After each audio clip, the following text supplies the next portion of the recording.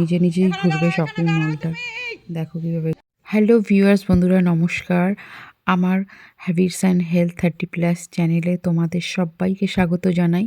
তো আমি দীর্ঘ 1 বছর পরে প্রায় আমি কোনো অনুষ্ঠান বাড়িতে এলাম আর কি।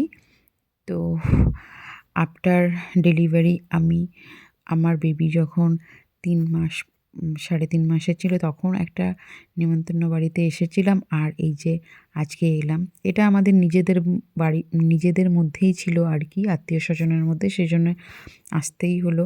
আর যথারীতি এটা একটা কালচারের মধ্যে তো অবশ্যই পড়ে, কারণ সোশ্যালের একটা ব্যাপার থাকে যেখানে অবশ্যই কোনো অনুষ্ঠান অ্যাটেন্ড করাটা খুব দরকারি হয়ে পড়ে। তো অনুষ্ঠান বাড়িও থাকবে, সব কিছুই থাকবে, তার মধ্যেও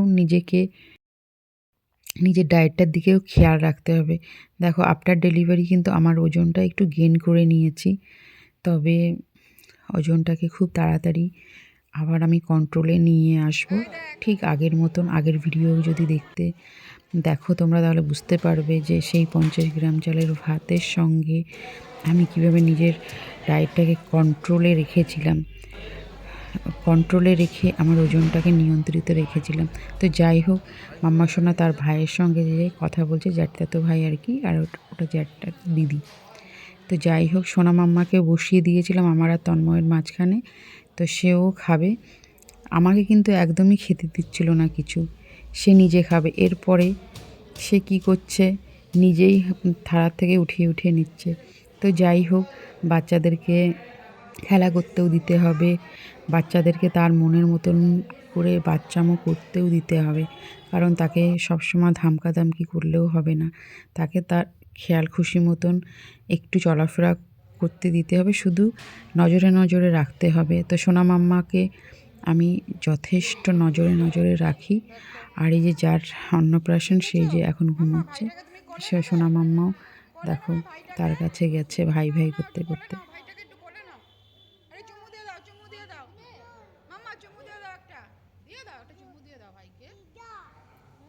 তারপরে এই যে আমরা বেরিয়ে পড়লাম একটা শপিং মলের দিকে আর কি।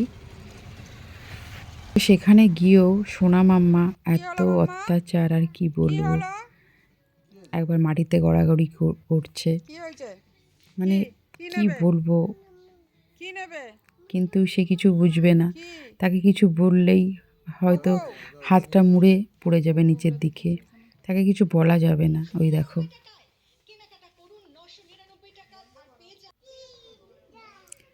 তো ডায়েটটা আবার নতুন করে শুরু করে দিয়েছি, তোমরা ডায়েট ভিডিও পেয়ে যাবে লং ভিডিওতে। তো যাই হোক, মাঝে মাঝে শর্টসও দেবো। দেখেছো কীভাবে করে হাতটা মুড়ে পড়ে যায়, খুব রিস্কি হয়ে যায়, কিন্তু কি করব, সে তো কিছু বোঝে না, তাকে যথেষ্ট বোঝানো হয়। আর এই যে বাবার পিছনে পিছনে ঘুরছে, আর ডগিকে নিয়ে এসে খেলা করছে, এই ডগিটাকে নিয়ে যাবে বলছে। এই যে একজনের পিছনে পিছনে চলে গেছে, আর পুরো শপিং মলটা নিজে নিজেই ঘুরছে, আমাদের কারোর কাছে থাকবে না, না ওর বাবার কাছে থাকবে না আমার কাছে, নিজে নিজেই ঘুরবে শপিং মলটা। দেখো কীভাবে ঘুরছে।